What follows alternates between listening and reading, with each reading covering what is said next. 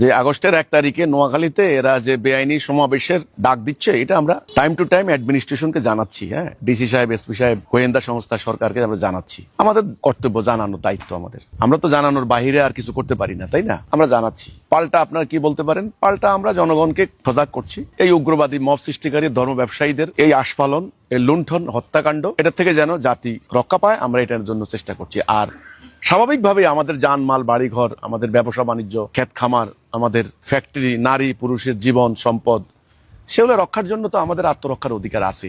সেটার জন্য আমাদের যা দরকার আমরা তাই করবো। এটাও আমরা সরকারকে বলে দিছি। আপনি আপনার বাড়ি ঘরে আসেন, আপনি খাচ্ছেন, ঘুমাচ্ছেন, আপনি ক্ষেত খামারে কাজকর্ম করছেন, আপনার মসজিদে আপনি নামাজ পড়ছেন, আপনার মাদ্রাসা লেখাপড়া করছেন, এরই মধ্যে যদি কেউ হামলা চালায় আপনাকে, তাহলে আপনি কি করবেন? আপনার যা আছে তাই নিয়ে আপনি প্রতিরোধ করবেন। এবার মরেন আর বাঁচেন, সেটা তো ভিন্ন কথা, তাই না? আল্লাহ ফায়সালা করবেন ইনশাল্লাহ। তো কাজে আমরা প্রথমত এটা সরকারকে জানাচ্ছি, আইন শৃঙ্খলা বাহিনীকে, প্রশাসনকে, স্থানীয় প্রশাসন আমাদেরকে আশ্বস্ত করেছেন, তারা দেখবেন। আর আমরা আমাদের আত্মরক্ষার উপায় আমরা অবলম্বন করব, এটা আমাদের, সেটাও আমরা কিন্তু সরকারকে বলে দিয়েছি।